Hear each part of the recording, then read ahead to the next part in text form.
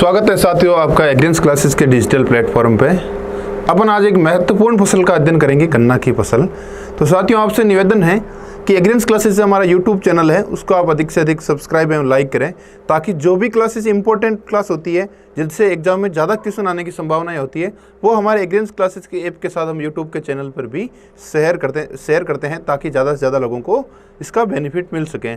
इसके अलावा साथियों मेरे साथ जुड़ने के लिए एग्रीकल्चर सुपरवाइजर कृषि पर्यवेक्षक में जॉइंट एंट्रेंस टेस्ट में निश्चित तौर पर अच्छी रैंक प्राप्त करने के लिए आप एग्रींस क्लासेस का ऐप ज्वाइन कीजिए और सिस्टमेटिक अकॉर्डिंग टू सिलेबस करने के लिए हमारे इस ऐप पे हमसे जुड़िए।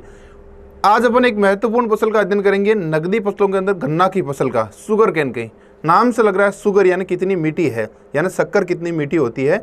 तो खाने की दृष्टि से तो गन्ना बहुत मीठा ही है, क्योंकि इंडिया को जो शुगर देता है यानी मीठापन देता है इंडिया के लोगों को, लेकिन एग्जाम की दृष्टि से, कंपटीशन एग्जाम की दृष्टि से भी ये बहुत स्वीट है।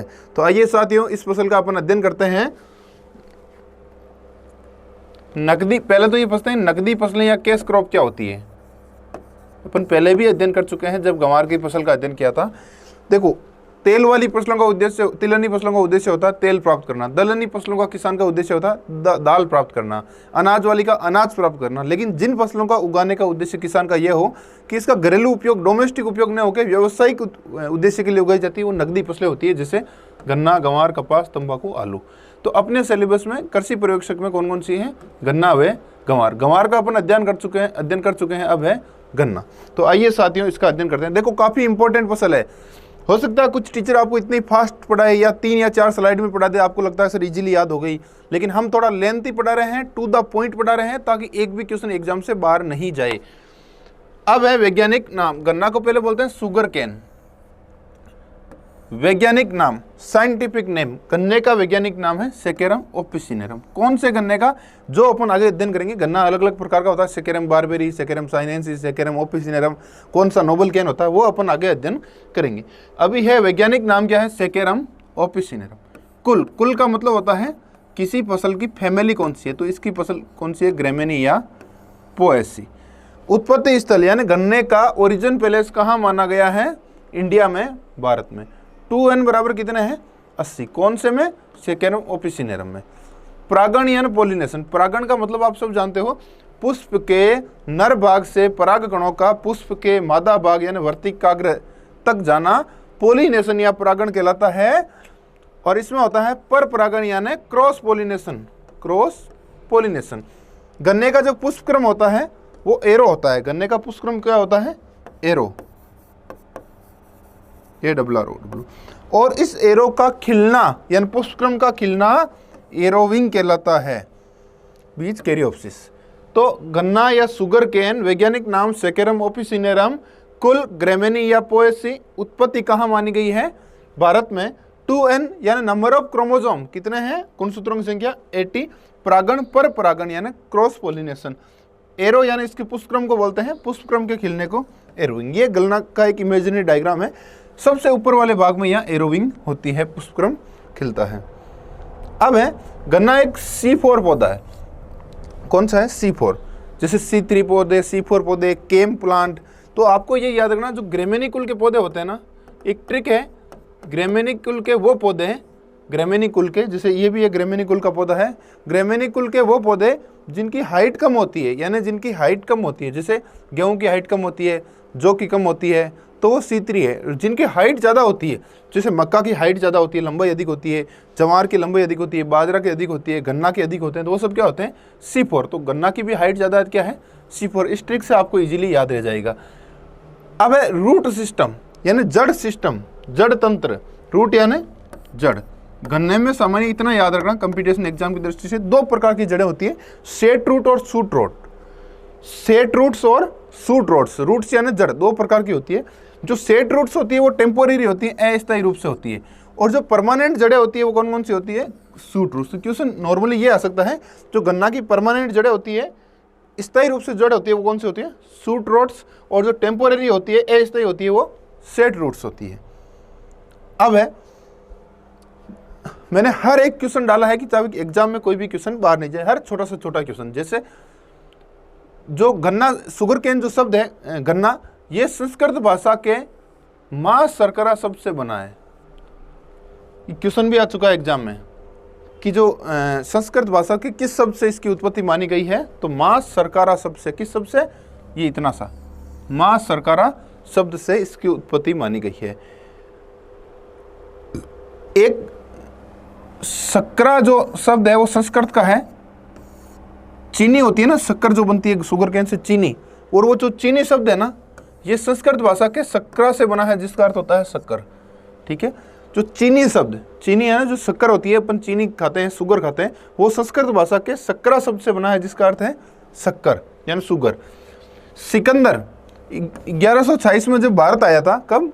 1126 में जब भारत आया था, तो ईस्वी में, जब उसके साथियों ने, आपको सन से कोई इंपॉर्टेंट ऐसा क्वेश्चन नहीं है हिस्ट्री के हिसाब से, एक नॉर्मली क्वेश्चन पूछा कि सिकंदर जब भारत में आया था तो उनके साथियों ने नरकुल का एक पौधा था, रीड का, उसको चूसा था, जो शहद के समान मीठा था, वो गन्ना ही था।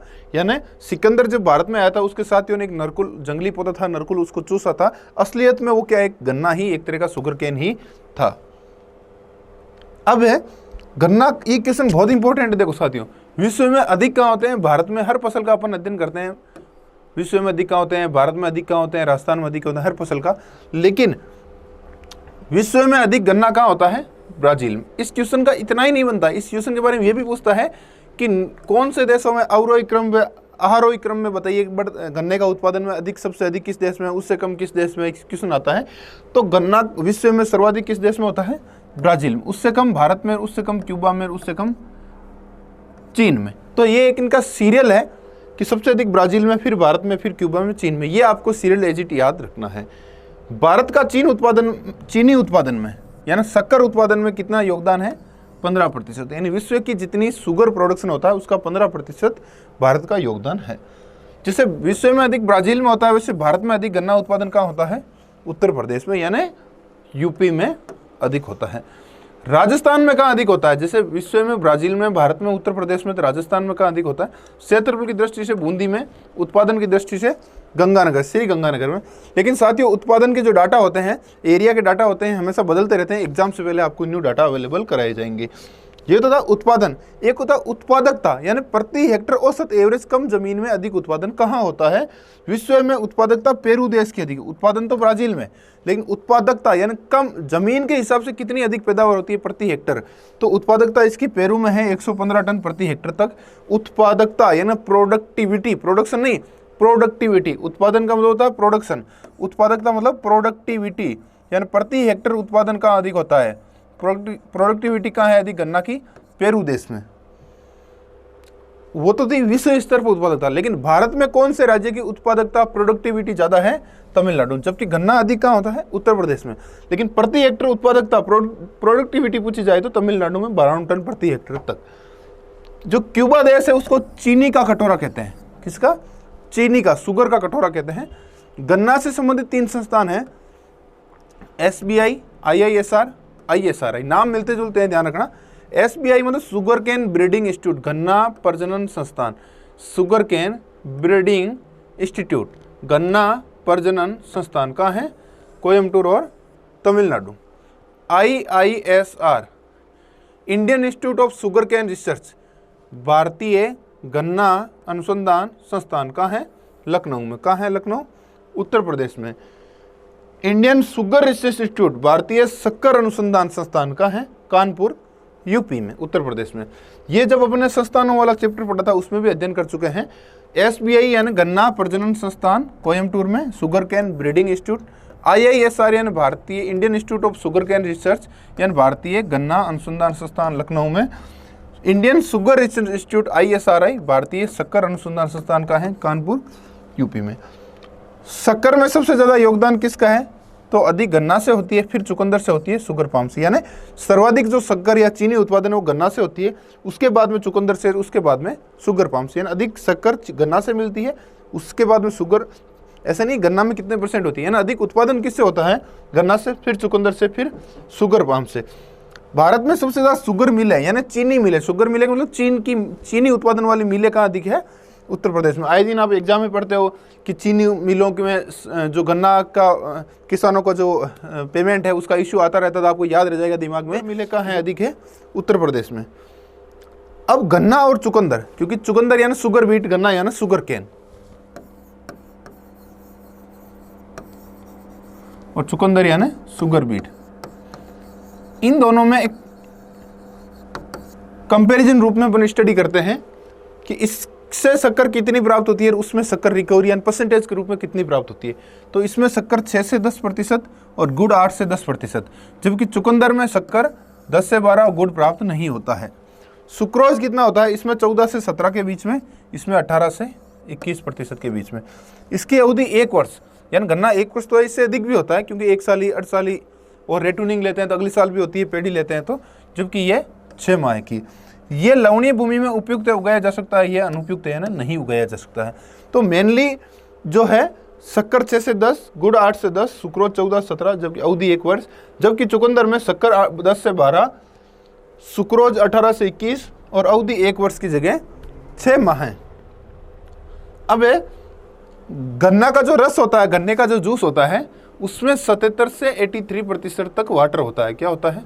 वाटर। गन्ना के रस में कितने प्रतिशत जल की मात्रा होती है? 77 से 83% होती है। गन्ने से क्या होते हैं? कहते हैं गन्ने से निकालते हैं कितने प्रतिशत गन्ने से रस निकलता है। ये तो अपन ने पढ़ा था, गन्ने के रस में जल कितना होता है?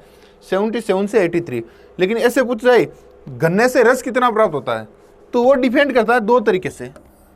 एक तो होता है आप नॉर्मली जो कोल्हू होता है उससे रस निकालते हो तो 70% रस प्राप्त होता है गन्ने का, लेकिन मशीन द्वारा निकालते हो तो जूस ज़्यादा प्राप्त होगा, तो उसमें 80 से 90% तक गन्ना का रस गन्ने से प्राप्त होता है। चुकंदर से शक्कर प्राप्त करना किस विधि से करते हैं? हालांकि अपन गन्ने का अध्ययन कर रहे हैं, नॉर्मल से क्वेश्चन है। चुकंदर से यदि शक्कर प्राप्त करनी है तो डिफ्यूजन प्रोसेस, ओस्मोसिस डिफ्यूजन, ये आपने फिजियोलॉजी में पढ़ा होगा, तो डिफ्यूजन प्रोसेस से निकालते हैं। विश्व में 40% शुगर चुकंदर से प्राप्त होती है। एक रिफ्रैक्टोमीटर आता है, ये इसका क्या काम होता है? इसका काम होता है TSS ज्ञात करना। कई बच्चे ये कहते हैं कि रिफ्रैक्टोमीटर से शक्कर की मात्रा ज्ञात होती है, नहीं। रिफ्रैक्टोमीटर क्या करता है? गन्ने में TSS की मात्रा ज्ञात करता है। TSS का मतलब होता है टोटल सोल्यूबल सॉलिड। T यानी टोटल, S यानी सोल्यूबल, S यानी सॉलिड, यानी कुल घुलनशील ठोस। रिफ्रैक्टोमीटर से क्या ज्ञात होता है? कुल घुलनशील ठोस, टोटल सोल्यूबल सॉलिड की मात्रा ज्ञात होती है। ब्रिक्स हाइड्रोमीटर से क्या ज्ञात होती है? जैसे रिफ्रैक्टोमीटर से TSS यानी कुल घुलनशील ठोस ज्ञात होता है, जबकि ब्रिक्स हाइड्रोमीटर से क्या ज्ञात होती है? ब्रिक्स रीडिंग, जो गन्ना में 16 से 18 यानी लगभग 17% तक मैच्योरिटी इंडेक्स माना जाता है, यानी इतनी होती है। अर्थिंग अप, इसका मतलब क्या होता है? मिट्टी चढ़ाना। अर्थ यानी ऊपर की मिट्टी, अप यानी ऊपर चढ़ाना। गन्ने में गन्ने के पौधे के दोनों तरफ मिट्टी चढ़ाते हैं ताकि वो हवा से गन्ने का पौधा गिरे नहीं, इसके लिए। तो जो मिट्टी चढ़ाना है उसको क्या बोलते हैं? Earthing up. जैसे मूंगफली में भी करते हैं तो गन्ना में भी करते हैं। कब करते हैं? सामान्यतः जून जुलाई के माह में करते हैं। क्वेश्चन आता है गन्ने की फसल में अर्थिंग अप कौन से महीने में के लिए उपयुक्त रहती है? तो जून जुलाई के महीने में उपयुक्त रहती है। अर्थिंग अप का मतलब मिट्टी चढ़ाना। टाइंग का मतलब क्या होता है? टाई यानी बांधना, जैसे TIE होता है ना, टाई। टाई मतलब बांधना। तो आपस में जो गन्ने के पौधों को बांधा जाता है वो टाइंग कब करते हैं? किस महीने में करते हैं? अगस्त में। प्रोपिंग क्या होती है? प्रोपिंग तने को पत्तियों से ढक देना। ऐसा क्यों करते हैं? गन्ने के तने पे क्या होता है? सूर्य की रोशनी जब सीधी पड़ती है तो गन्ने में शक्कर की क्वालिटी, शुगर की क्वालिटी या सुक्रोज की क्वालिटी कम हो जाती है। तो गन्ने के तने को सूर्य की सीधी किरणों से बचाने के लिए उससे पत्तियों से ढक देते हैं, इसे बोलते हैं प्रोपिंग। प्रोपिंग गन्ने में करते हैं, इसका मतलब पत्तियों से तने को ढक देते हैं ताकि सूर्य की रोशनी से शक्कर की क्वालिटी खराब न हो। डिट्रेसिंग का क्या मतलब होता है? जो गन्ने की फसल में जो पुरानी पत्तियां हो जाती हैं उनको वहां से हटा के दूसरी जगह डालना, यानी गन्ने की फसल में से पुरानी पत्तियों को वहां से हटाना, ओल्ड लीव्स को वहां से ट्रांसफर करना, हटाना, रिमूव करना, डिट्रेसिंग कहलाता है। किसमें करते हैं? गन्ना में। क्या होता है डिट्रेसिंग? कि गन्ने की फसल में से पुरानी पत्तियों को हटाना। 150वें 210 दिन की फसल की अवस्था पर ये करते हैं। अब जलाना, यानी गन्ने की जो पत्तियां होती है उसको जलाते हैं ना, उसको ट्रेसिंग बोलते हैं। इतना कोई इंपॉर्टेंट क्वेश्चन नहीं है, ये क्वेश्चन इंपॉर्टेंट है। 1 साली गन्ना और 8 साली गन्ना। 1 साल का मतलब नाम से लग रहा है 1 साल का, अर्धसाली मतलब 1.5 साल का, नाम से लग रहा है। एक साली गन्ना मतलब 12 महीने का, कितने 12 महीने, और अर्धसाली का मतलब 18 महीने का। एक साली का मतलब 12 मंथ का गन्ना, 12 मंथ की क्रॉप। अर्धसाली का मतलब 1.5 साल, यानी 12 और से कितने हुए 1.5 साल मतलब 18 मंथ। तो एक साली गन्ने की फसल 12 महीने की होती है, जबकि अर्धसाली कितनी होती है 18 महीने की होती है। और जो एक साली होती है वो जनवरी से दिसंबर तक 12 महीने हो गए, जबकि अर्धसाली होती है वो जनवरी से 6 महीने पहले, 12 तो वो उससे 6 महीने पहले कर देते हैं, तो वो क्या होगी अर्धसाली। तो याद रह जाएगा, याद रखने के लिए ट्रिक मान लो, जनवरी से दिसंबर तो दिसंबर से 6 महीने पहले, जुलाई 6-7 महीने पहले, तो अर्धसाली। तो एक साली गन्ना यानी 12 महीना, अर्धसाली मतलब 18 महीने गन्ना होता है। अर्धसाली अधिकांश से महाराष्ट्र में अर्धसाली की खेती की जाती है। अब है गन्ने से कुछ बाई प्रोडक्ट मिलते हैं, यानी गन्ने की खेती के साथ मेन उत्पाद तो गन्ना है, जिसे शक्कर प्राप्त करते हैं। सह उत्पाद, बाई प्रोडक्ट का मतलब मुख्य फसल के साथ, जैसे किसी फसल का मुख्य फसल है दाना प्राप्त करना, उसके साथ कुछ चारा प्राप्त होता है तो वो पशुओं का मतलब वो उसका बाई प्रोडक्ट है, सह उत्पाद है। उसी प्रकार गन्ने में क्या क्या बाई प्रोडक्ट यानी सह उत्पाद प्राप्त होते हैं। 3 तरह के सह उत्पाद प्राप्त होते हैं, मोलासेस, बेगासेस और प्रेसमड। होते क्या ये देखो, चीनी बनाने के दौरान, कब, जब गन्ने से गन्ने के शुगर प्राप्त करते हैं यानी चीनी शक्कर प्राप्त करते हैं, उस समय जो कुछ अवशेष प्राप्त पदार्थ होते हैं वो मोलासेस होते हैं। यानी मोलासेस कब प्राप्त होते हैं, चीनी बनाने के दौरान। कब होते हैं, चीनी बनाने के दौरान। तो चीनी बनाने के दौरान जो अवशेष पदार्थ प्राप्त होते हैं वो मोलासेस होते हैं। इनका उपयोग क्या है, इस मोलासेस का उपयोग है एल्कोहल बनाने में यानी शराब बनाने में। दूसरा उपयोग है क्षारीय मृदा सुधारने में उपयोगी है। क्या है, एक तो शराब बनाने में और क्षारीय मृदा यानी सेलाइन सोइल को सुधारने में, लवणीय मृदा को सुधारने में काम आते हैं। दूसरा है बगासेस। बगासेस का क्या उपयोग है, गन्ने से रस निकालने के बाद जो पदार्थ बचता है वो क्या होता है, बगासेस। जो गन्ने का रस निकालने के बाद बड़े बड़े डंठल बचते हैं वो बगासेस। इनके क्या उपयोग है, ईंधन के रूप में, यानी इनको जलाने के रूप में उपयोग में ले सकते हैं। दूसरा, कागज बनाने में भी ये उपयोगी है। प्रेस मड, यानी जो छोटा छोटा कचरा बचता है, गन्ने का रस निकालने में बड़े बड़े डंडे तो ये बगासे है, लेकिन जो छोटे छोटे कुछ कचरा बचता है वो होता है प्रेस मड। प्रेस मड का उपयोग है अम्लीय मृदा को सुधारने में। तो 3 बाई प्रोडक्ट है। मोलासेस कब प्राप्त होता है, चीनी बनाने के दौरान प्राप्त होता है, ये इसके उपयोग है, जैसे क्षारीय मृदा सुधारने में या लवणीय या शराब बनाने में उपयोगी है। बेगासेस क्या होता है, गन्ने से रस निकालने के बाद, गन्ने से रस निकालने के बाद। जबकि मोलासेस क्या था, चीनी बनाने के दौरान प्राप्त अवशेष पदार्थ।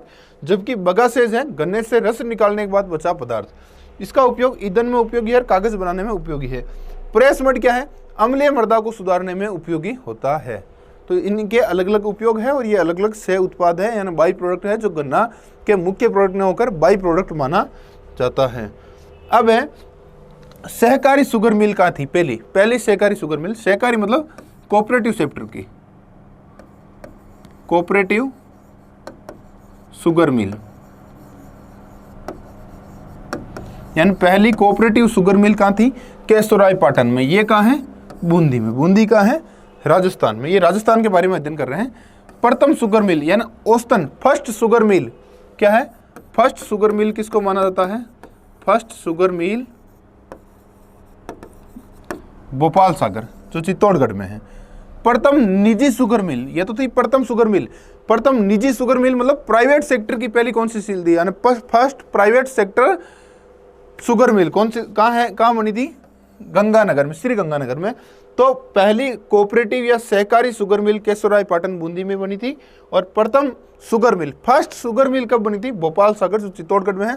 लेकिन फर्स्ट प्राइवेट शुगर मिल यानी प्रथम निजी शुगर मिल कहाँ है, कहाँ बनी थी, गंगानगर में।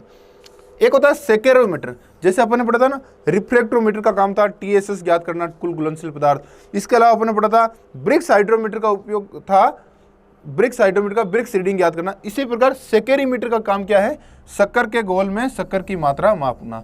तो तीनों जो मीटर है, एक तो रिफ्रैक्टोमीटर पढ़ा था अपन ने इससे पहले कुछ टाइम पहले। तो रिफ्रैक्टोमीटर का मतलब होता था TSS ज्ञात करना यानी कुल घुलनशील ठोस। ब्रिक्स हाइड्रोमीटर का उपयोग था ब्रिक्स रीडिंग याद करना। जबकि सेकेरीमीटर का काम होता है शक्कर के घोल में, गन्ने में नहीं, शक्कर के घोल में, सॉल्यूशन में, शुगर के सॉल्यूशन में शक्कर कितनी है वो प्रतिशत ज्ञात करना। एक होता है गैसोहोल, ये क्या होता है, सामान्यतः गैसोहोल ब्राजील में इसका उपयोग में लिया जाता है। गैसोहोल यानी पेट्रोल 80% और एल्कोहल जो गन्ने से प्राप्त होता है 20% को मिलाकर गैसोल बनाते हैं इसका ईंधन के रूप में। यानी जहाँ पेट्रोल यूज होता है, डीजल यूज होता है, पेट्रोल की जगह गैसोल का प्रयोग लिया जाता है, जिसे बायोडीजल प्रयोग लेते हैं के तेल से, उसी प्रकार गैसोल का प्रयोग किया जा रहा है। तो गैसोल क्या था? पेट्रोल प्लस एल्कोहल, जिसमें गन्ना का जो किण्वन फर्मेंटेशन से बनाते हैं उसका 80-20 को रेशियो रखता है। तो गैसोल किस फसल से प्राप्त होता है? पहला क्वेश्चन, गन्ने से। कौन से देश में प्रयोग में लिया जाता है? ब्राजील में। गैसोल में कौन कौन से दो पदार्थ होते हैं? Petrol plus alcohol. गैसोल में पेट्रोल व एल्कोहल का क्या अनुपात होता है? 80:20। ये इसके बारे में क्वेश्चन आ सकते हैं। अब है 3 टर्मिनोलॉजी, 3 परिभाषाएं हैं, ध्यान से देखना। क्रॉप लॉगिंग, लॉजिंग, देखो LOGGING है, यह क्या है? LODGING। यह है वाटर लॉजिंग। लॉजिंग तो है LODGING, लेकिन नाम के आगे वाटर है। यह क्या है? LOGGING। देखो लॉगिंग, और यह है लॉजिंग। लॉगिंग और लॉजिंग। लॉगिंग मतलब LOGGING और लॉजिंग मतलब LODGING। तो LOGGING, जबकि इन दोनों में क्या है? LODGING। इनमें तो है LOGGING, इनमें है LODGING। लेकिन ये सिंपल लॉजिंग है, ये वाटर लॉजिंग है। तो लॉजिंग का मतलब, तो जहाँ DG है उसका मतलब होता है पौधा का नीचे गिरना। क्या होता है? पौधा का नीचे गिरना, यानी खड़े पौधे का, स्टैंडिंग क्रॉप का नीचे, डाउन बैक यानी नीचे की ओर गिरना। सिंपल लॉजिंग नाम है, इसका मतलब है हवा से पौधे का गिरना। और वाटर लॉजिंग है तो मतलब अधिक जल से पौधे का नीचे गिर जाना। देखो लॉजिंग का मतलब दोनों स्पेलिंग सेम है, LODGING। तो लॉजिंग का मतलब पौधा का नीचे गिरना। सिंपल लॉजिंग है तो हवा से पौधा नीचे गिरना, और आगे वाटर नाम लगा हुआ है तो हवा की जगह अधिक जल से पौधे का नीचे गिरना। ये तो थी लॉजिंग, LODGDG। लेकिन LOGGING सिंपल लॉगिंग। तो क्रॉप लॉगिंग, तो क्रॉप लॉगिंग क्या है? ये पौधे के नीचे गिरने की अवस्था नहीं है। LODG है तो इसका मतलब नीचे गिरना, सिंपल लॉजिंग है तो हवा से, और वाटर लॉजिंग है तो जल से पौधे का नीचे गिरना। लेकिन क्रॉप लॉगिंग का मतलब क्या होता है? क्रॉप लॉगिंग का मतलब ये होता है गन्ने की पत्तियों से नाइट्रोजन ज्ञात करने की एक विधि है। क्रॉप लॉगिंग क्या है? गन्ने की लीफ से, लीफ में से नाइट्रोजन की मात्रा ज्ञात करने की एक विधि है।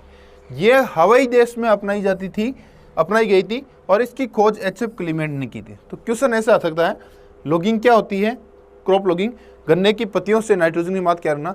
किस फसल में अपनाई गई थी? गन्ने में अपनाई गई थी। कहाँ अपनाई गई? हवाई देश में। और इसकी खोज किसने की थी? HF क्लीमेंट ने की थी। अब है गन्ना का उपयोग क्या है, यानी जो गन्ना है उसका यूज क्या है?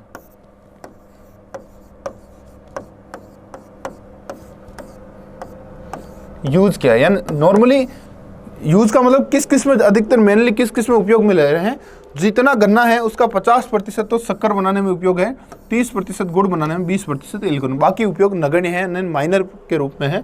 तो गन्ना जो शुगर केन प्रोडक्ट्स है उसका 50% तो शक्कर बनाने में, 30% गुड़ बनाने में प्रयोग है, और 20% एल्कोहल बनाने में। एल्कोहल तो आपको पता है गंगानगर शुगर मिल से आता है, जैसे राजस्थान में। अब है गन्ना का वर्गीकरण यानी क्लासिफिकेशन, यानी गन्ना को अलग अलग भागों में बांटा गया है, जैसे Saccharum officinarum, Saccharum barberi, Saccharum sinense, Saccharum spontaneum, जो अलग अलग है उनका अध्ययन करते हैं। वर्गीकरण यानी क्लासिफिकेशन।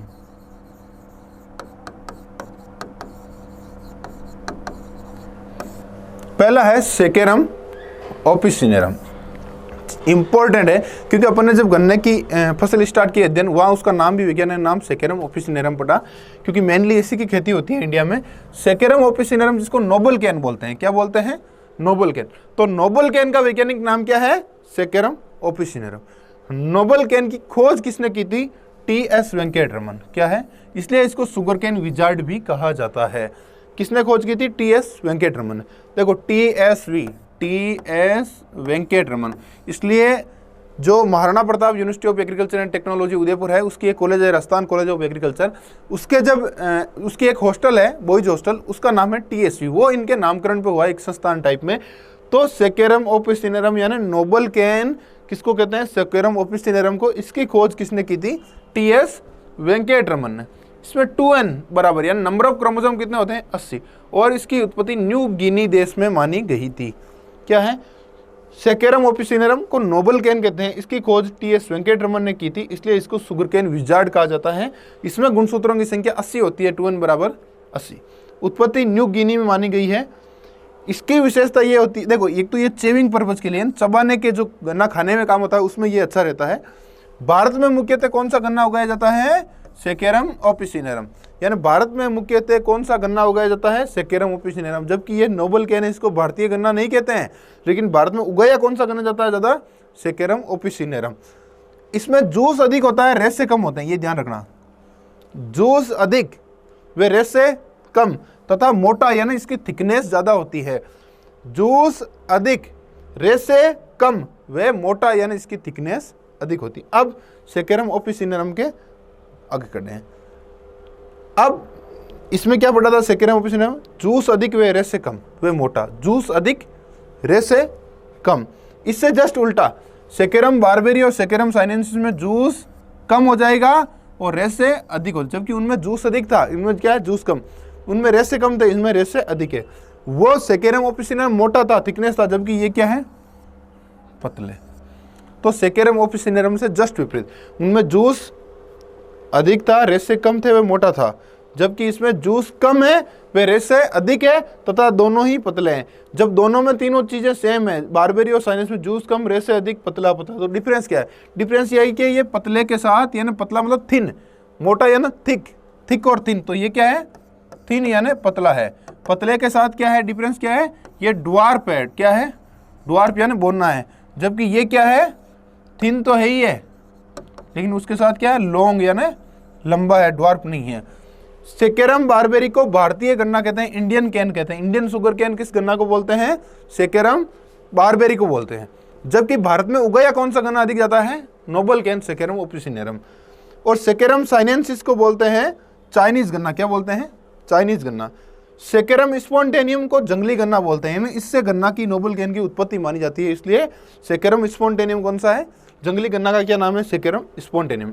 सेकेरम बारबेरी में 2n बराबर 82 से 124 है, जबकि सेकेरम साइनेंसिस में 2n बराबर 118 होते हैं। अब होती है गन्ने की फसल में कौन कौन सी अवस्था होती है, स्टेज कौन कौन सी भागों में बांटा गया है? तो जनरली 4 भागों में बांटा गया है।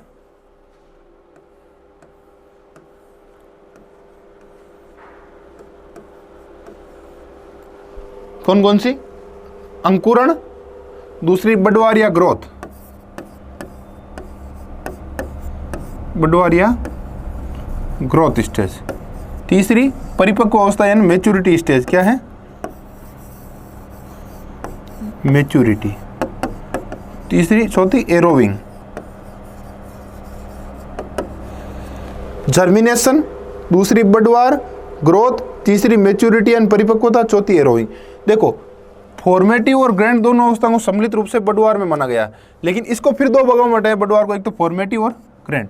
तो ऐसे तो 5 अवस्थाएं हो गई, 1 2 3 4 5, लेकिन फॉर्मेटिव और ग्रैंड दोनों को बडवार अवस्था में ग्रोथ स्टेज माना जाता है। तो पहली जर्मिनेशन अंकुरण, दूसरी बडवार ग्रोथ, ग्रोथ में 2 है फॉर्मेटिव और ग्रैंड, तीसरी है परिपक्व अवस्था जिसको मैच्योरिटी बोलते हैं, मैच्योरिटी एंड परिपक्व होना, चौथी है एरोविंग। इनको अलग अलग दिनों में बांटा गया है। अंकुरण 0 से 60 दिनों तक की अवस्था अंकुरण, फॉर्मेटिव 60 से 130 और ग्रैंड अवस्था 130 से 250 और मैच्योरिटी 250 से 361 और एरोविंग यानी पुष्पन आने की अवस्था को 300 से 365 दिनों। ऐसे क्वेश्चन आए फॉर्मेटिव अवस्था किन दिनों के बीच की होती है? 60 से 130। और ऐसा एक ग्रैंड अवस्था तो 130 से 250। लेकिन ऐसा है कि बडवार अवस्था का कार्यकाल क्या होता है? तो इन दोनों को सम्मिलित रूप से ग्रोथ या बडवार कहते हैं। तो यहाँ से लेकर 60 से लेकर 250 दिन की अवस्था को बडवार अवस्था माना गया है। एक ध्यान रखना, गन्ने में ब्लाइंड होविंग होती है, यानी अंधी गुड़ाई। ब्लाइंड या अंधा, होइंग यानी गुड़ाई। अंधी गुड़ाई का मतलब होता है किसी फसल को बुआई करने के बाद गुड़ाई करना, अंधी गुड़ाई कहता है। ऐसा कारण गन्ने में क्यों होता है? गन्ने में फसल बोने के बाद गुड़ाई कर देते हैं। आप ये बोलोगे सर फसल करने के बाद गुड़ाई होंगे तो फसल खराब होगी, ऐसा नहीं है, क्योंकि गन्ना का अंकुरण 60 दिन तक होता है, यानी लेट अंकुरित होता है, जब तक खरपतवार उग जाते हैं और गन्ने के बुआई के बाद वे गन्ने के अंकुरण से पहले वहां पर गुड़ाई कर देते हैं, जिससे खरपतवारों को नष्ट कर देते हैं। इसको बोलते हैं ब्लाइंड होइंग। किस फसल में की जाती है? गन्ना में की जाती है। अब अपन गन्ने का बेसिक परिचय पढ़ रहे थे। अब है गन्ने की क्लाइमेट व जलवायु। गर्म व आर्द्र जलवायु उपयुक्त रहती है। जल मांग यानी वाटर रिक्वायरमेंट, वाटर रिक्वायरमेंट कितनी है? 500 से लेकर 2500 mm। अब इसके लिए कुछ तापमान व नमी इंपॉर्टेंट है। कुछ अवस्थाओं के लिए टेम्परेचर व नमी यानी मॉइस्चर। जो अंकुरण अवस्था होती है यानी जर्मिनेशन अवस्था कौन सी? दूसरी है ग्रोथ अवस्था, तीसरी है मैच्योरिटी।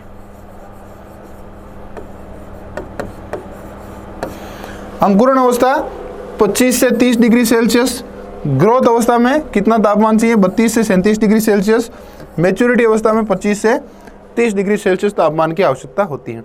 अब है नमी मॉइस्चर। अंकुरण अवस्था में 50 से 55% नमी, ग्रोथ अवस्था में 80 से 90% नमी, परिपक्व अवस्था में 70 से 75% नमी की आवश्यकता होती है। तो ये तो टेम्परेचर, ये मॉइस्चर इस अवस्था में इतनी आवश्यकता होती है। अंकुरण के लिए 25 से 30, ग्रोथ अवस्था के लिए बढ़वार अवस्था के लिए 32 से 37, परिपक्व अवस्था के लिए 25 से 30 डिग्री सेल्सियस तापमान उपयुक्त रहता है। इसी प्रकार नमी अंकुरण के लिए 50 से 55%, ग्रोथ के लिए 80 से 90% और परिपक्व यानी मैच्योरिटी के लिए 70 से 75% नमी आवश्यक होती है। अब है गन्ने की बुआई। तो गन्ने की बुआई थोड़ी हट के है, ऐसा नहीं कि बीज और वो दिया। पहली बात तो ये है, गन्ने की बुआई में गन्ने के तने के टुकड़े काम में लिए जाते हैं, उनको सेट बोलते हैं। क्या बोलते हैं? सेट या टुकड़े। जैसे ये गन्ने का तना है, वैसे गन्ने का प्लांट ऐसे होता है, जैसे मैंने ऐसे बनाया है। तो इसमें जो नोड इंटरनोड होते हैं, इनके टुकड़ों को, तने को टुकड़ों में काट के बोने के काम में लेते हैं। इसको कहते हैं सीड कैन या बीज गन्ना। यानी गन्ने के जिस भाग को, जिन टुकड़ों को, टुकड़े यानी सेट, इंग्लिश में बोलते हैं सेट्स, जिन गन्ने के टुकड़ों को, सेट्स को गन्ने की फसल के बुआई में काम में लेते हैं, उनको सीड कैन या बीज गन्ना कहते हैं। क्या कहते हैं? गन्ने के जिन टुकड़ों या सेट्स को फसल बोने के, अंकुरण के काम में लेते हैं, उन्हें सीड कैन या बीज गन्ना कहते हैं। अब एक इंपॉर्टेंट चीज कि जो जैसे ये गन्ने का पौधा है, 1 भाग, 2 भाग, 3 भाग, मैंने 3 भागों में बांटा है पूरी लंबाई को। इनमें से जो ऊपर का 1/3 भाग है, ये हमेशा स्टेम का, गन्ने के स्टेम का, जो तने का ऊपर का 1/3 भाग बुआई के काम में लिया जाता है। इसका कारण ये है कि उसमें ऑक्सीजन हार्मोन के कारण या नाइट्रोजिनस सब्सटेंस के कारण या ग्लूकोज, सुक्रोज, फ्रुक्टोज की जो हार्मोनल होता है उसके कारण, यानी एक तो नाइट्रोजिनस सब्सटेंस के कारण, एक सुक्रोज की मात्रा के, इनकी मात्रा के कारण, दूसरा ऑक्सीजन हार्मोन के कारण उसकी अंकुरण क्षमता अधिक होती है। यानी गन्ने का ऊपरी भाग अधिक अंकुरित होता है, जबकि पीछे का जो नीचे का तना होता है उसका अंकुरण की संभावनाएं कम होती है, पॉसिबिलिटी, पोटेंशियल कम होता है जर्मिनेशन का। इसके कारण गन्ना के ऊपरी 1/3 भाग को बुआई के काम में लेते हैं। इसको कहते हैं टॉप डोमिनेंस। टॉप यानी ऊपर का, डोमिनेंशियन प्रभावी यानी सीड्स प्रभाविता। क्या होता है? सीड्स प्रभाविता, टॉप डोमिनेंस। इसका मतलब होता है गन्ने के टॉप 1/3 भाग ही अंकुरित होता है, जर्मिनेशन होता है ऑक्सीजन हार्मोन के कारण। उसमें क्या है? नाइट्रोजन सब्सटेंस व ग्लूकोज की मात्रा अधिक होती है, इससे वह अंकुरण की संभावना ऊपरी भाग में अधिक होती है। इसे टॉप डोमिनेंस यानी सीड्स प्रभाविता कहते हैं। कितना ऊपरी भाग? 1/3 ऊपरी भाग। कितना? 1/3। गन्ने के जो तना होता है उसका ऊपरी 1/3 भाग ही अंकुरण में काम में लेते हैं। इसको टॉप डोमिनेंस सीड्स प्रभाविता कहते हैं। और गन्ने के जिन टुकड़ों, वे तने के जिन टुकड़ों या सेट्स को फसल बोने काम में लेते हैं, उनको सीड कैन या बीज गन्ना कहते हैं। अब है बुआई के लिए बीज गन्ना काम में लेते हैं। बुआई का समय क्या है? यदि अपन इनको विंटर में, विंटर मतलब सर्दियों में, विंटर में बोना है तो सितंबर अक्टूबर में बुआई करेंगे। यदि बसंत ऋतु में बोना हो तो 15 फरवरी से 15 मार्च। यदि रेनी मौसम में बोना हो यानी बारिश के मौसम में बोना हो तो कब बोएंगे? जून जुलाई। अब गन्ना 2 प्रकार का होता है, एक साली और 8 साली। दूसरे प्रकार से देखा जाए, सीजन के हिसाब से नहीं देखा जाए। एक साली यानी 12 महीने का, 8 साली यानी 18 महीने का। एक साली गन्ना जो 12 महीने का होता है, कितना माह का होता है? 12 मंथ का। 8 साली यानी जो 18 माह का है, अपन पहले अध्ययन कर चुके हैं। एक साली गन्ने की बुआई जनवरी फरवरी में करते हैं, 8 साली की जून जुलाई में। तो टाइम ऑफ जो सोविंग है, समय यानी टाइम, यानी टाइम ऑफ सोविंग क्या है?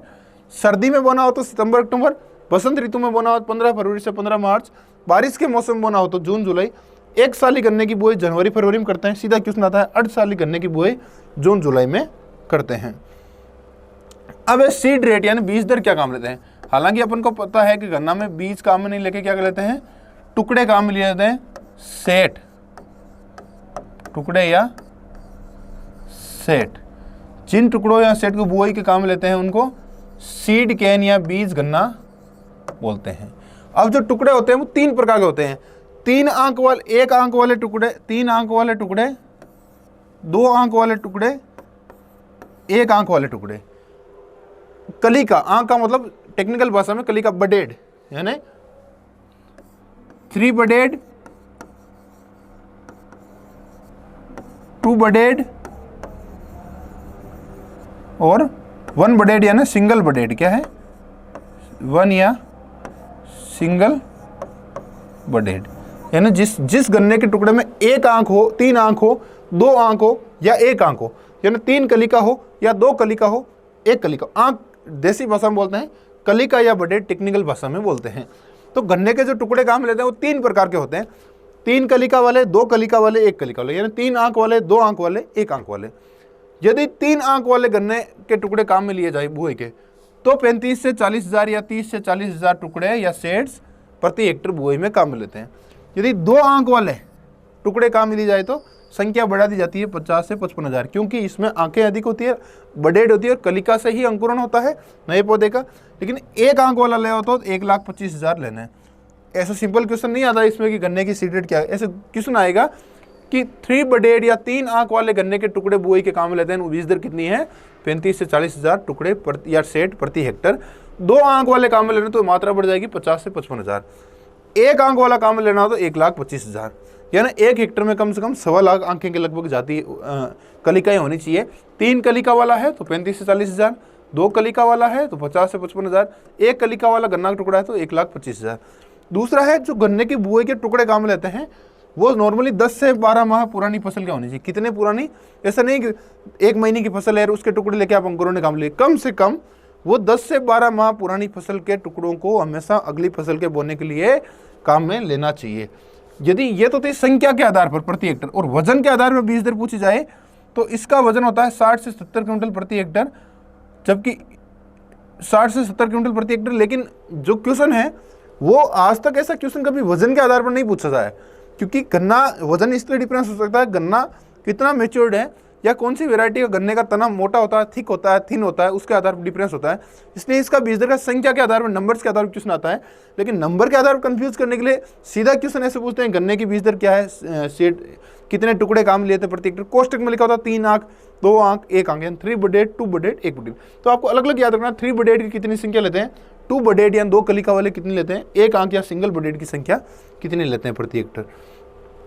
अब जो सोविंग बुआई पढ़ रहे हैं अपन, बुआई का टाइम ऑफ सोविंग पढ़ लिया, बुआई में क्या काम लेते हैं, गन्ने के टुकड़े काम लेते हैं, कितने लेते हैं, वो अपन ने पढ़ लिया।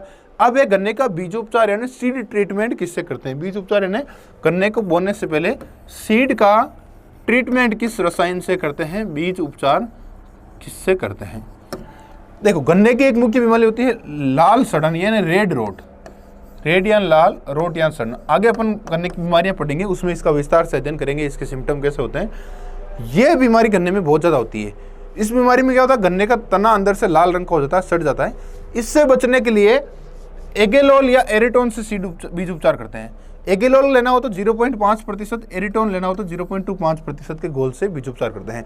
तो क्वेश्चन आता है, गन्ने में लाल सड़न रोग से बचने के लिए कौन से रसायन से बीज उपचार करते हैं, एगेलोल या एरिटोन। एगेलोल कितनी मात्रा में लेते हैं, 0.5, और एरिटोन लेते हैं तो 0.25% मात्रा काम में लेते हैं। इसके अलावा कोल्ड वाटर ट्रीटमेंट यानी ठंडे पानी से भी बीज उपचार किया जा सकता है।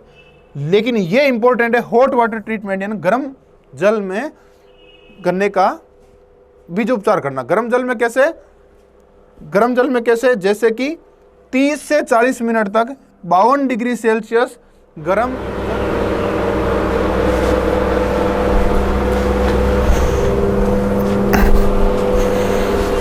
तो अपन पढ़ रहे थे बीज उपचार यानी सीड ट्रीटमेंट, यानी गन्ने में बीज का उपचार कौन कौन से केमिकल से, रसायन से करते हैं। एक तो लेते हैं एगेलोल या एरिटोन। इन दोनों का प्रयोग किया जाता है गन्ने में लाल सड़न या रेड रोट बीमारी से बचाने के लिए। एगेलोल काम लेना हो तो 0.5%, एरिटोन लेना हो तो 0.25%। इसके अलावा ठंडे जल से कोल्ड वाटर ट्रीटमेंट एवं हॉट वाटर ट्रीटमेंट यानी गर्म जल से बीज उपचार करना। कितने गर्म से, 52 डिग्री सेल्सियस गर्म जल से। कितने समय के लिए, 30 से 40 मिनट तक 52 डिग्री सेल्सियस गर्म पानी में इनको डुबा कर रखा जाता है। चूने के पानी में डुबोकर, चूने के पानी में डुबोने से गन्ने के टुकड़ों को चूने के पानी में डुबोकर बीज उपचार करने से गन्ने का अंकुरण अच्छा होता है। इसके अलावा 10 ppm, ppm मतलब पार्ट पर मिलियन, क्या NaA यानी नेप्थलीन एसिटिक एसिड के 10 ppm घोल से मैं गन्ने के टुकड़ों को डुबोकर बोने से जड़ें आसानी से निकलती है, रूट इजीली इनिशिएट होती है। तो या तो एक लाल सड़न से बचाने के लिए एगिलोल या एरेटोन से, कोल्ड वाटर ट्रीटमेंट से, हॉट वाटर ट्रीटमेंट से, चूने के पानी में डुबोकर या NaA के 10% घोल से बीजोपचार करते हैं। अब बुआई की विधि है, प्लांटिंग की विधि है, खेत में कैसे लगाते हैं इनको। देखो 3 मेथड होते हैं, फ्लैट फरो, और तीसरा जो है वो है ट्रेंच, कुंड विधि, खाई विधि और समतल खेत में बुआई। ये 3 विधियां मेनली है, बाकी अन्य कुछ विधियां भी है जो इतनी इंपॉर्टेंट नहीं है। मेनली कौन सी है? 3 विधियां। पहली है फ्लैट बेड यानी समतल खेत में बुआई। इस विधि में क्या करते हैं, ये साधारण व सामान्य विधि है और नॉर्थ इंडिया में यानी उत्तरी भारत में अपनाई जाती है। इस विधि में क्या करते हैं, 8 से 10 सेंटीमीटर गहराई पर वे 75 से 90 सेंटीमीटर दूरी पर बोते हैं। यानी 2 पंक्तियों के बीच में कितनी दूरी? 75 से 90 सेंटीमीटर की दूरी। एक पंक्ति ये है गन्ने के बुआई की लाइनिंग, एक लाइन ये है, दोनों के बीच में कितनी है? 75 से 90 दूरी। और जो बीज गन्ने का टुकड़ा जमीन में गहरा बोना हो 8 से 10 सेंटीमीटर गहरा, यानी 8 से 10 सेंटीमीटर गहरा जो गन्ने के टुकड़े बोते हैं वो दोनों लाइनों के बीच में 75 से 90 दूरी पर। यानी ये कह सकते हैं कि 75 से 90 सेंटीमीटर की दूरी पर लाइनों में गन्ने की बुआई करते हैं 8 से 10 सेंटीमीटर गहराई पर। गहराई 8 से 10 और दूरी 75 से 90 सेंटीमीटर के मध्य। उत्तरी भारत में ये विधि अपनाई जाती है, एक साधारण व सामान्य विधि है, यानी इसमें समतल खेत में बुआई करते हैं। दूसरी विधि है ट्रेंच विधि, यानी ट्रेंच का मतलब खाई, ट्रेंच, TRENCH, ट्रेंच मेथड, यानी खाई खोदते हैं, उस खाई के अंदर गन्ने के टुकड़ों को बुआई की जाती है, फिर उस खाई को, ट्रेंच को ढक दिया जाता है। अब जो खाई होती है वो 40 से 45 सेंटीमीटर चौड़ी और 20 से 25 सेंटीमीटर गहरी खाई होती है, और 2 खाइयों के बीच में जनरली 75 से 90 सेंटीमीटर की दूरी रखी जाती है। कितनी? जो समतल खेत में रखते हैं 75 से 90। उसमें तो क्या होता है, सिंपल 8 से 10 सेंटीमीटर गहराई पर बुआई करते हैं, दूरी 75 से 90। जबकि ट्रेंच विधि में क्या होता है, वही 75 से 90 सेंटीमीटर दूरी रख सकते हैं, लेकिन जो खाई खोदते हैं वो 40 से 45 सेंटीमीटर चौड़ी, ठीक है, 20 से 25 सेंटीमीटर गहरी, यानी 40 से 45 सेंटीमीटर चौड़ी, 20 से 25 सेंटीमीटर खाई खोद के उसमें गन्ने के टुकड़ों को डाल के मिट्टी से ढक दिया जाता है, और 2 खाइयों के बीच में 75 से 90 सेंटीमीटर की दूरी रखी जाती है।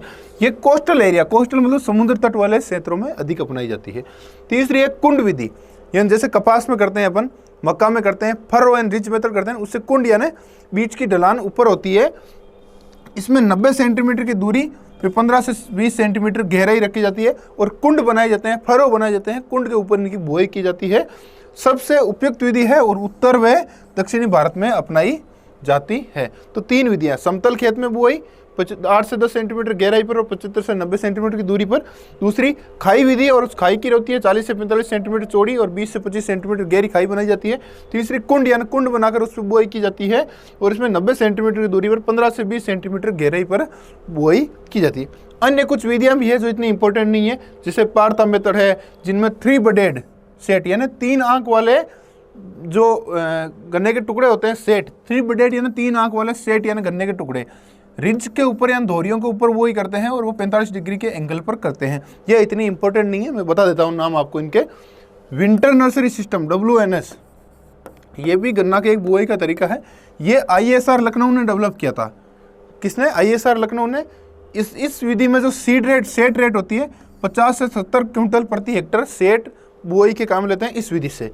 दूसरी एक रेन गन्स मेथड होता है, जो गैप फिलिंग यानी पौधों के बीच की जो गैप फिलिंग की जगह है वो भरने में काम में लिया जाता है। सेबलंग मेथड है जो जावा और क्यूबा में अपनाया जाता है, अपने यहाँ नहीं अपनाया जाता है। TJ ब्लॉक मेथड है, ये इंप्रूवमेंट ओवर रेनगन मेथड यानी इसको एक सुधार की हुई विधि है। एल्गिन मेथड है जो इलाहाबाद एग्रीकल्चर यूनिवर्सिटी ने विकसित किया था, ये गाँव के अंदर गन्ने की प्लांटिंग की एक विधि है। स्पेस ट्रांसप्लांटिंग ISR लखनऊ से डेवलप है, इसमें 20 क्विंटल प्रति हेक्टर इसकी सीड रेट होती है। मैकेनिकल प्लांटिंग यानी ट्रैक्टर माउंटेड कोई एक प्लांटर होता है, मैकेनिकल विधि से उससे प्लांटिंग की जाती है। स्किप फरो मतलब एक लाइन फ्लैट बेड से एक लाइन ट्रेंच मेथड से साथ साथ उगाना। पिट मेथड यानी ढलान वाली भूमि में, जैसे कोई पहाड़ है, ये ढलान है, डाल के विपरीत, जैसे डाल ऐसे है तो इसके विपरीत ऐसे लाइन में, जैसे कंट्यूर होती है ना, समोच्च रेखाएं, उसके विरुद्ध एक कंट्यूर एक ही लाइन में गड्ढे खोद के पिट बना के ढालान वाली भूमि में समोच्च रेखा के लाइन के ऊपर गड्ढे बना के बुआई की जाती है। तो सामान्यतः 3 ही विधियां थी, कौन कौन सी? प्लेट वेलर, समतल खेत में बुआई करना, दूसरी ट्रेंच विधि, तीसरी कुंड विधि। अन्य कुछ विधियों के इंपॉर्टेंट नाम दिए हुए हैं, पार्था, विंटर, रेनगस, सेबलंग मेथड, टीजे ब्लॉक मेथड या एल्गिन method, space transplanting, mechanical planting, इसकी फरो पिट मेथड। लेकिन मेनली 3 ही है, कौन सी? प्लेट मेथड समतल खेत में बुआई, दूसरी थी ट्रेंच यानी खाई में बुआई, तीसरी थी कुंड यानी फरो मेथड। ये 3 ही मुख्य विधियां हैं। अब है इनको खेत में लगाने का तरीका, यानी खेत में कैसे लगाते हैं, यानी ये तो थी विधियां प्लांटिंग की, खेत में कैसे लगाते हैं? जैसे आंख से आंख मिला के लगाते हैं या सीरा से सीरा मिला के लगाते हैं, 2 तरीके से। यानी एक ये गन्ने का टुकड़ा है, ये इसकी कलिका है, दूसरा गन्ने का टुकड़ा जिसकी यहाँ कलिका है, दोनों को पास में मिला के लिखा जाता है, आई टू आई मेथड कहते हैं, आंख से आंख मिलाकर। एंड टू एंड मतलब ये गन्ना हो गया, इसके इस सिरे पर आंख है, इस सिरे पर आंख है, बीच वाले यहाँ पर आंख नहीं है, तो सिरा टू सिरा मिलाया और आंख से आंख मिलाया। तो खेत में जब लगाते हैं इनको 2 तरीके से रख सकते हैं, खाई के अंदर या ट्रेंच के अंदर या फरो के अंदर या समतल खेत में, जिस विधि से प्लांटिंग करते हैं, या तो सिरा से आंख मिलाकर या सिरा से सिरा मिलाकर, 2 तरीके से लगा सकते हैं। अब किस्मों के उदाहरण मैंने ज़्यादा नहीं लिखे हैं। सीओ, इसकी अधिकांश किस्में सीओ नाम से शुरू होती है, लगभग किस्में। सीओ 205 है जो प्रथम संकर हाइब्रिड है, यानी गन्ने की फर्स्ट हाइब्रिड वेराइटी कौन सी है? सीओ 205। सीओ 419 को वंडर केन के नाम से माना जाता है, वेरी वेरी इंपॉर्टेंट क्वेश्चन है। सीओ 419, सीओ 419 को वंडर केन क्या बोलते हैं? वंडर केन। गन्ने की किस किस्म को बोलते हैं? सीओ 419 को।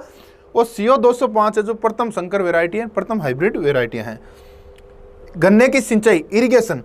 गन्ना एक लंबी फसल है, इसलिए गन्ने में औसतन 7 से लेकर 11 सिंचाई करते हैं, उसमें बारिश का मौसम भी इंक्लूड आ जाता है। 7 से लेकर 11 सिंचाई करते हैं। अब किसी फसल में सिंचाई में ये पढ़ते हैं उसकी क्रांतिक अवस्थाएं कौन सी है, कितनी अवस्थाएं हैं या क्या है? तो इसकी एक क्रांतिक अवस्था है ग्रोथ अवस्था, यानी बढ़वार अवस्था। बढ़वार अवस्था में 2 होती है, फॉर्मेटिव और ग्रैंड। क्यों? गन्ने में अपना अवस्थाएं पढ़ी थी, अंकुरण अवस्था यानी जर्मिनेशन, फिर ग्रोथ जिसमें 2 थी, फॉर्मेटिव और ग्रैंड फेज। उसके अलावा मैच्योरिटी थी, एरोविंग थी। तो जो ग्रोथ अवस्था है वो इसकी एक सिंचाई की क्रिटिकल क्रांतिक अवस्था है। और ग्रोथ अवस्था को 2 भागों में बांटा है, फॉर्मेटिव और ग्रैंड फेज। और गन्ने में सिंचाई हमेशा कुंड विधि से करने में फायदा रहता है, यानी अच्छी सिंचाई मानी जाती है। फर्रो मेथड, सिंचाई की जो विधियां पड़ी थी, check basin, border strip, furrow यानी क्यारी विधि, समोच्च पट्टिका विधि, कुंड विधि। तो कुंड विधि थी वो गन्ने की सिंचाई के लिए उपयुक्त विधि है। अब है वीड मैनेजमेंट यानी खरपतवार प्रबंधन। देखो ये बहुत ही इंपॉर्टेंट क्वेश्चन ये आता है, किसी फसल के मुख्य खरपतवार कौन से हैं, कौन से खरपतवारनाशी है। जो खरपतवारनाशी है उसका एक मोस्ट इंपॉर्टेंट क्वेश्चन आता है, ये आता है कि गन्ने में कौन से खरपतवारनाशी काम लेते हैं। सामान्य चौड़ी पत्ती वाले खरपतवार होते हैं ना, एक संकरी पत्ती वाले खरपतवार, एक चौड़ी पत्ती वाले खरपतवार। चौड़ी पत्ती वाला ब्रॉड लीफ यानी जिनकी पत्तियां ब्रॉड होती हैं उन खरपतवारों के, उनके नियंत्रण के लिए हमेशा 240 1.5 किलो काम लेते हैं। 240 हमेशा खड़ी फसल में करते हैं, तो अंकुरण के 30 से 40 दिन बाद में छिड़काव करते हैं। तो गन्ने में चौड़ी पत्ती वाले खरपतवारों को नियंत्रण के लिए 240 1.5 किलो प्रति हेक्टर काम में लेते हैं। लेकिन जो दूसरे संकरी पत्ती या अन्य खरपतवारों के लिए सिमेजिन व एट्राजिन काम लेते हैं। ये क्वेश्चन ऐसा नहीं पूछते हैं सिमेजिन एट्राजिन सिमेजिन क्या लेते हैं, क्वेश्चन घुमा के पूछते हैं कि सिमेजिन की मात्रा गन्ने में कितनी लेते हैं। मात्रा कितनी क्यों पूछते हैं, हाउ मच क्वांटिटी क्यों पूछते हैं? क्योंकि अदर फसल के अंदर जैसे मक्का, बाजरा, जवार, उनमें एट्राजिन सिमेजिन लेते हैं, उनमें मात्रा कम ली जाती है, जबकि रसायन वही है लेकिन इसमें मात्रा बढ़ा के काम में ली जाती है। इसलिए एट्राजिन की मात्रा का क्वेश्चन, सिमेजिन की मात्रा का क्वेश्चन पूछा जाता है कि गन्ना में सिमेजिन या एट्राजिन काम में लेते हैं, कितनी मात्रा लेते हैं। सिमेजिन की लेते हैं तो 3 किलो और एट्राजिन लेते हैं तो प्रति हेक्टर।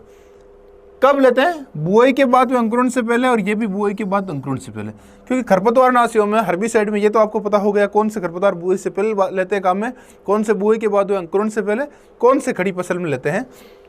तो सिमेजिन व एट्राजिन, सिमेजिन 3 किलो, एट्राजिन 2 किलो प्रति हेक्टर। सिमेजिन लेना हो तो बुआई के बाद अंकुरण से पहले, और एट्राजिन काम लेते हैं ये भी बुआई के बाद में अंकुरण से पहले। और चौड़ी पत्ती वालों के लिए 240 1.5 किलो प्रति हेक्टर। गन्ना में एक होती है अंधी गुड़ाई या ब्लाइंड होइंग।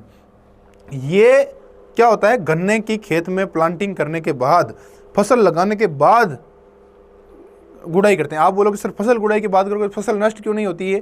ये ऐसा इसलिए नहीं होता, गन्ने का अंकुरण 60 दिवस तक होती है अंकुरण अवस्था। तो गन्ने के बोने के बाद गन्ने के अंकुरण से पहले कुछ खरपतवारों का अंकुरण हो जाता है, क्योंकि गन्नों का जर्मिनेशन शुगर केन का लेट होता है। तब तक खेत में गुड़ाई कर दी जाती है ताकि खरपतवारों का अंकुरण नष्ट कर देते हैं अंकुरित खरपतवारों को। इसे बोलते हैं ब्लाइंड होविंग या अंधी गुड़ाई।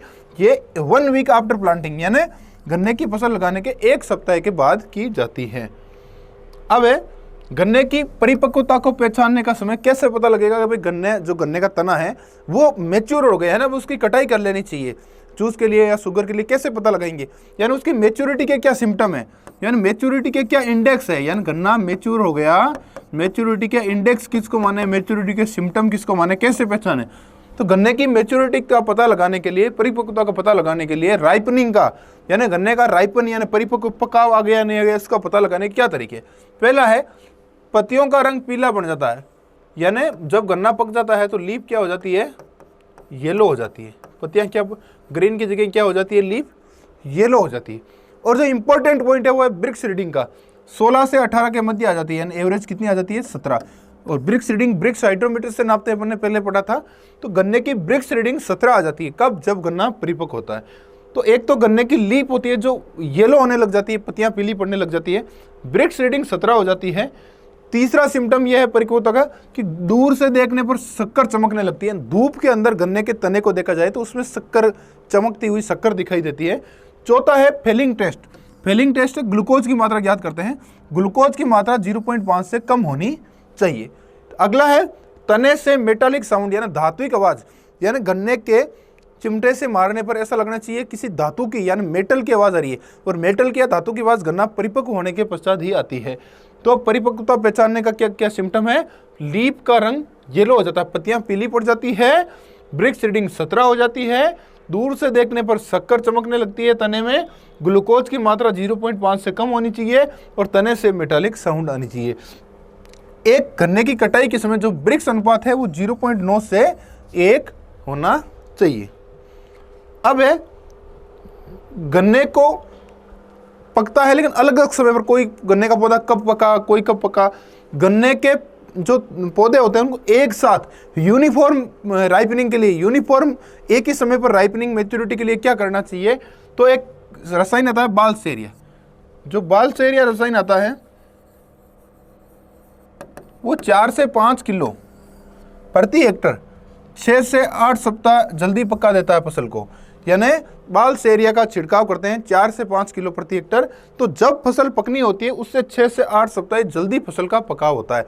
तो गन्ने की फसल को यूनिफॉर्म पकाव के लिए या जल्दी पकाव के लिए बालसेरिया 4 से 5 किलो प्रति हेक्टर छिड़काव करते हैं।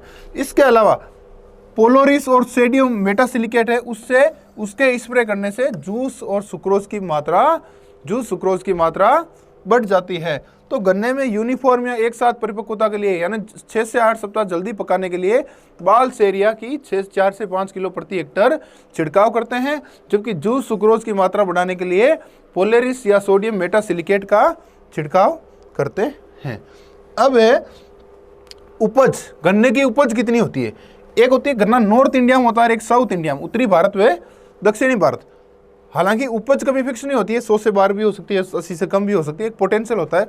सामान्यतः औसत उत्पादन है जो उत्तरी भारत में कितना होता है प्रति हेक्टर, 80 से 100 टन प्रति हेक्टर, टन, क्विंटल नहीं टन, क्योंकि गन्ने का कोई बीज नहीं ले रहे, गन्ने का तना है, तने में वैसा वजन होता है, ये ध्यान रखना, 80 से 100 टन प्रति हेक्टर। जबकि दक्षिणी भारत में यानी साउथ इंडिया में 100 से 120 टन प्रति हेक्टर इसका उत्पादन होता है। एक परिभाषा है रेटूनिंग। रेटूनिंग क्या होती है, हमेशा देखो गन्ने में क्या होता है, तने को जो जड़ के ऊपर वाले भाग से, जमीन के ऊपर वाले भाग से काट दिया जाता है, और जो बचा हुआ भाग होता है उससे नया पौधा अंकुरित होकर नया पौधा बन जाता है, उससे नई फसल ली जाती है, उसको बोलते हैं रेटूनिंग। और रेटूनिंग लेने के लिए अपन को लगता है गन्ने को रेटूनिंग लेनी है तो पहले से 20% नाइट्रोजन अधिक देनी चाहिए, क्योंकि फिर अपन जुताई नहीं कर सकते हैं, पोषक तत्व देने में कठिनाई होती है। तो कटाई के बाद अवशेष जो तना बचता है उससे अंकुरण से नई फसल लेना होता है रेटूनिंग। जैसे ये गन्ने की फसल है, आपने काट दी, यहाँ से काटने के बाद ये भाग बचा, ये भाग से वापस नया पौधा डेवलप हो जाता है, उसे रेटूनिंग बोलते हैं। गन्ने की पेड़ी नहीं, क्या बोलते हैं, पेड़ी, रेटूनिंग या पेड़ी। और पेड़ी लेने के लिए जितनी नाइट्रोजन आप फसल में देनी है उससे 20% आपको अधिक देनी चाहिए। अब है बीमारियां, एक अपन ने छोड़ दिया था फर्टिलाइजर मैनेजमेंट बीमारियों से पहले। इसका अध्ययन कर लेते हैं कि गन्ने में 50 से 60 टन गोबर की खाद प्रति हेक्टेयर देते हैं। कितनी गोबर की खाद? बाकी फसलों में देखो आप 20 टन, 10 टन, 15 टन प्रति हेक्टेयर देते हैं, जबकि गन्ने में कितने देते हैं? 50 से 60 टन प्रति हेक्टेयर गोबर की खाद देते हैं। नाइट्रोजन 120 से 150 kilo, phosphorus 50-60 kilo, potassium 40 kilo प्रति हेक्टेयर देते हैं।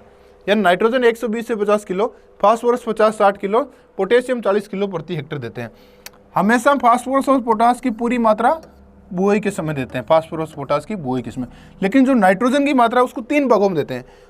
1/3 भाग तो फास्फोरस और पोटास जब बुआई के समय देते हैं उसके साथ देते हैं। बची हुई 1/3 और 1/3 फुटान वाली अवस्था पर और बरसात के प्रारंभ होने वाली अवस्था पर 2 भागों में बांट के दे देते हैं। गन्ना में क्या होता है कि जो पोटेशियम होता है वो ट्रांसलोकेशन ऑफ शुगर, यानी गन्ना के पौधे में शक्कर के स्थानांतरण के लिए पोटेशियम का एक इंपॉर्टेंट रोल होता है। इसलिए गन्ना में पोटेशियम भी बहुत इंपॉर्टेंट मुख्य भूमिका में होता है, यानी शुगर शर्करा का स्थानांतरण करता है। तो 50-60 टन गोबर की खाद, नाइट्रोजन 120 से 50 किलो, फास्फोरस 50-60 किलो और पोटेशियम 40 किलो दिया जाता है। अब पढ़ते हैं गन्ना की बीमारियां। ये बहुत इंपॉर्टेंट टॉपिक है और इनमें से जो पहली बीमारी है रेड रोट, ये काफ़ी इंपॉर्टेंट क्वेश्चन है। देखो बीमारियों में कभी आपको ऐसे क्वेश्चन नहीं आएगा गन्ना की बीमारियों का वर्णन करो या डायग्राम बताओ। डायग्राम आपको इसलिए बनाया जाता है कि आपकी एक थीम बन जाए दिमाग में कि ये बीमारी ऐसे दिखती है। हालांकि जो बीमारियां रिपीट होती है जैसे विल्ट, उसमें आपको बताने की जरूरत नहीं कि हरा पौधा मुरझा जाता है, वो याद रह जाती है। और किसी भी बीमारी, किसी भी कीट का मैं फसलों के साथ नियंत्रण नहीं पढ़ा रहा हूँ, उसका रीजन ये है कि हर एक कीट और बीमारी, एक जैसी बीमारी को नियंत्रण एक होता है, उसका अपन अलग से अध्ययन करेंगे। तो एक बीमारी है लाल सड़न, रेड रोट, रेड यानी लाल, रोट यानी सड़ना। ये गन्ने की एक बीमारी है। ये एक कवक जनित रोग है और कोलेटोट्राइकम फाल्केंटम नाम के कवक से होती है। कोलेटोट्राइकम फाल्केंटम यानी कोलेटोट्राइकम नाम के कवक से होती है। इस बीमारी में क्या होता है? शराब की बदबू आती है। शराब की बदबू क्यों आती है? गन्ना से एल्कोहल प्राप्त होता है और ये इस बीमारी में पौधा सड़ जाता है। सड़ने पर हमेशा किण्वन होता है, किण्वन होने पर एल्कोहल बनता है, इसलिए शराब की बदबू आती है। ये क्वेश्चन कई बार एग्जाम में पूछा हुआ है कि आप किसी रोड के किनारे जा रहे हो और वहाँ शराब की बदबू आ रही है, तो इसका मतलब वह कौन से खेत की खेती हो सकती है, कौन सी फसल की? इसका मतलब वह गन्ने की खेती हो सकती है, क्योंकि गन्ने में रेड रोट हुई है तो एल्कोहल का, गन्ने का किण्वन हुआ था, एल्कोहल बन सकता है। तो रेड रोट, लाल सड़न एक कवक जनित रोग है, फंगल डिजीज है, कोलेटोट्राइकम नाम के कवक से होती है। इस बीमारी में शराब की बदबू आती है। इस बीमारी का मुख्य लक्षण यह है, जो गन्ने का तना होता है स्टेम, उसको चीरने पर लाल रंग की धारियां होती है। जैसे ये गन्ने के एक तने को चीरा हुआ डायग्राम है, इसमें इस प्रकार का तना अंदर से लाल रंग का हो जाता है। ये तना लाल रंग का हो जाता है। इस बीमारी में तने को चीरने पर लाल धारियां, इस प्रकार की लाल धारियां दिखाई जाती है, शराब की बदबू आ जाती है। कवक जनित रोग है, कोलेटोट्राइकम नाम के कवक से होता है। इसके लिए कुछ प्रतिरोधी किस्में जिनमें यह रोग नहीं होता है, CO 419 जो वंडर कैन भी बोलते हैं, CO 449, CO 1007। बीजोपचार के बारे में पढ़ा था कि यदि इस बीमारी से बचना हो तो एगेलोल या एरेटोन से बीजोपचार करना चाहिए ताकि इस बीमारी का प्रकोप कम हो। एगेलोल 0.5% घोल में, एरेटोन 0.25% घोल में। तो लाल सड़न यानी रेड रोट कवक जनित रोग है, कोलेटोट्राइकम कवक से होता है। इसमें गन्ने के तने में लाल रंग की धारियां पाई जाती है, इसमें शराब की बदबू आती है और इसका बीजोपचार एगेलोल एरेटोन से करने से इस बीमारी का प्रकोप नहीं होता है। प्रतिरोधी किस्में CO 419, CO 449, CO 1007 है। अब है ग्रासी सूट। ग्रासी सूट एक माइकोप्लाज्मा जनित रोग है। क्या है? माइकोप्लाज्मा। और जितने भी वायरस और माइकोप्लाज्मा से होने वाले रोग हैं उनके लिए वाहक यानी वेक्टर की आवश्यकता होती है। इसका वेक्टर है लीफ होपर नाम का कीट। यानी जितने भी विषाणु या माइकोप्लाज्मा से होने वाले रोग हैं उनको एक वाहक की होती है और इसका वाहक है लीफ होपर। तो ग्रासी सूट एक माइकोप्लाज्मा जनित रोग है और इसका वाहक है लीफ होपर। ग्रासी सूट यानी ग्रास की तरह इसका सूट यानी इसको जो तने वाले भाग होते हैं वो छोटा रह जाता है और बल्क के रूप में निकलता है। जैसे इस प्रकार का इसमें तना हो जाता है, यानी जो इंटरनोड होते हैं वो रिड्यूस हो जाते हैं, यानी केन की हाइट कम हो जाती है और इस प्रकार के गुच्छे में दिखाई देने लगते हैं। अगला है रेटून स्टंटिंग डिजीज। रेटून स्टंटिंग डिजीज में क्या होता है? एक तो स्टंटिंग या नाम से लग रहा है बोना हो जाता है, यानी जो गन्ने का केन होता है इंटरनोड की साइज छोटी हो जाती है दूसरा इसकी खास चीज़ ये है कि जो ये तना है इसमें जहाँ नोड होते हैं, ये नोड वाली जगह लाल लाल रंग के और नारंगी रंग के डॉट पाए जाते हैं, जीवाणु की ग्रोथ पाई जाती है। क्योंकि रेटून स्टंटिंग डिजीज RSD, इस बीमारी को बोलते हैं RSD, ratoon stunting disease RS disease एक बैक्टीरियल डिजीज है, फंगल डिजीज नहीं है, वायरल डिजीज नहीं है। क्या है? Bacterial disease. बैक्टीरियल मतलब जीवाणु जनित रोग है। और कौन से जीवाणु से होती है? क्लेवीबैक्टर जीवाणु से होती है। इसमें क्या होता है, नाम से लग रहा है रेटून स्टंटिंग, यानी गन्ने के हाइट कम हो जाती है, स्टंटिंग बोना हो जाता है। और मुख्य लक्षण ये है, गन्ने के जो नोड वाला भाग होता है इंटरनोड के मध्य, वहां इसकी बैक्टीरियल ग्रोथ, नारंगी रंग के जीवाणु की ग्रोथ देखी जा सकती है। तो अपन ने पढ़ी थी रेटून स्टंटिंग डिजीज एक बैक्टीरियल डिजीज थी, जीवाणु जनित थी, क्लेवीबैक्टर जीवाणु से होती थी। इसमें क्या होता है, जो नोड वाला भाग है वहाँ नारंगी रंग के जीवाणु की ग्रोथ देखी जा सकती है तने के अंदर। अब एक कंडवा रोग, एक स्मट यानी कंडवा, ये कवक जनित रोग है, यानी एक फंगल डिजीज। किसी बीमारी में ये इंपॉर्टेंट होता है वो बैक्टीरियल है, फंगल है, कौन सा रोग कारक है, तो फंगल डिजीज है। फंगल डिजीज है, उसका पैथोजन कौन सा, रोग कारक कौन सा है, अस्टिलेगोसिटेमिनिया नाम के रोग कारक से होती है। स्मट को हालांकि आप देख के पहचान सकते हो, लेकिन इसके बारे में स्मट का एक विशेष सिम्टम है कि जो डंठल की झिल्ली टूटने पर, जो इसका बीच का डंठल होता है उसकी जो मेम्ब्रेन है उसको टूटने पर चारकोल समान काले रंग का पाउडर, यानी इस प्रकार का, देखो जो डंठल होता है तने का, पौधे का, उसकी जो मेम्ब्रेन है फटने के बाद चारकोल रंग का, काले रंग का पाउडर इस बीमारी में दिखाई देता है। इसकी विशेष पहचान, विशेष लक्षण यही है कि डंठल की झिल्ली टूटने पर उसमें चारकोल समान काले रंग का पाउडर किस बीमारी का लक्षण है, गन्ने में कंडवा रोग का, स्मट रोग का। और ये एक कवक जनित रोग है और अस्टिलेगोसिटेमिनिया नाम के कवक से होता है। और किसी भी बीमारी में मैं उसका उपचार आपको अध्ययन नहीं करवा रहा हूँ किसी फसल में, क्योंकि उसकी अपन अलग से लेंगे। क्योंकि रस्ट किसी में हो एक जैसा उपचार है, किसी बीमारी में रोली रोग हो उसका एक जैसा उपचार है, किसी में भी छाछा रोग हो तो उसका एक जैसा उपचार है। इसलिए अपन बीमारी व कीटों के नियंत्रण के जो रसायन काम में लिए जाते हैं, केमिकल और बायोलॉजिकल कंट्रोल, वो अपन अलग से अध्ययन करेंगे। अब है मैंगनीज की कमी से फाला ब्लाइट होता है। ये कोई एक रोग कारक से नहीं होती, एक पोषक तत्व की कमी से होने वाला रोग है जो मैंगनीज की कमी से होता है। गमोसिस यानी इसमें गम का निकलना, यानी गम स्रावित होता है। अब ग्रासी सूट डिजीज, ये भी एक गन्ना की मुख्य बीमारियों में आती है। इस ग्रासी सूट डिजीज ये एक माइकोप्लाज्मा से होने वाला रोग, किससे, और माइकोप्लाज्मा से जितने भी रोग होते हैं उनके लिए क्या होता है, वेक्टर या वाहक की आवश्यकता होती है। इसका वाहक है एफिड, यानी कौन है, एफिड या चेम्पा या मोइला। तो ग्रासी सूट डिजीज एक माइकोप्लाज्मा जनित रोग है और जितने भी माइकोप्लाज्मा और वायरस से होने वाले रोग है उनमें वाहक होता है, वेक्टर होता है, इसका वेक्टर है एफिड। इस बीमारी का लक्षण क्या है, पहला है व्हाइट एंड येलो टीलर, जो इसके कल्ले होते हैं वो सफ़ेद रंग के और पीले हो जाते हैं। और स्टंटेड केन, यानी जो केन यानी गन्ना, शुगर केन जो होता है वो बोना हो जाता है। पहली बात तो क्या है, शुगर केन बोना, यानी स्टंटेड ग्रोथ, यानी बोना हो जाना, यानी उसकी वृद्धि कम होनी, लंबाई में कम बढ़ना। दूसरा व्हाइट एंड येलो टीलर, यानी पौधे पर सफ़ेद और पीले रंग के कल्ले आते हैं और उसकी ग्रोथ कम हो जाती है, बोना हो जाता है। ये इसकी ग्रासी सूट बीमारी की पहचान है कि व्हाइट और येलो टीलर यानी सफ़ेद और पीले कल्ले निकलते हैं और केन की हाइट कम हो जाती है, बोना हो जाता है। माइकोप्लाज्मा जनित रोग है और इसका वाहक एफिड है। अब है एक बीमारी है येलो लीफ डिजीज।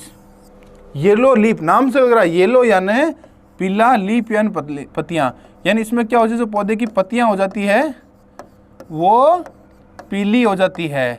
येलो यानी पीला, लीफ यानी लीफ डिजीज यानी बीमारी, यानी पौधे की तनी जो पत्तियां होती है मिड लीफ के पास में वो पीले रंग की, येलो कलर की हो जाती है। लीफ जो होती है वो येलो हो जाती है।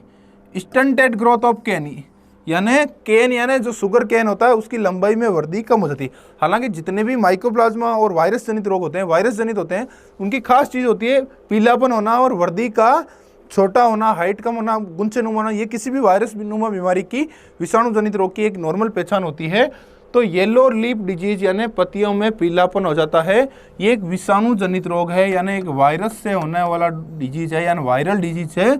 और प्रत्येक विषाणु और माइकोप्लाज्मा से होने वाले रोग में एक वाहक कोई न कोई होता है और इसका वाहक है एफिड यानी मिलानोपिस सेकेरी, नाम इसका वैज्ञानिक नाम है एफिड का। कौन सा एफिड, मिलानोपिस सेकेरी नाम के एफिड से इस बीमारी का वाहक का रोल निभाता है। एफिड क्या है? वेक्टर। और वाहक क्यों है? किसी भी विषाणु और विषाणु व माइकोप्लाज्मा से होने वाली के लिए वाहक होता है। तो येलो लीफ यानी पत्तियां पीली पड़ जाती है, एक विषाणु जनित रोग है और इसका वाहक है एफिड मिलेनोप्सिस सेकेरी।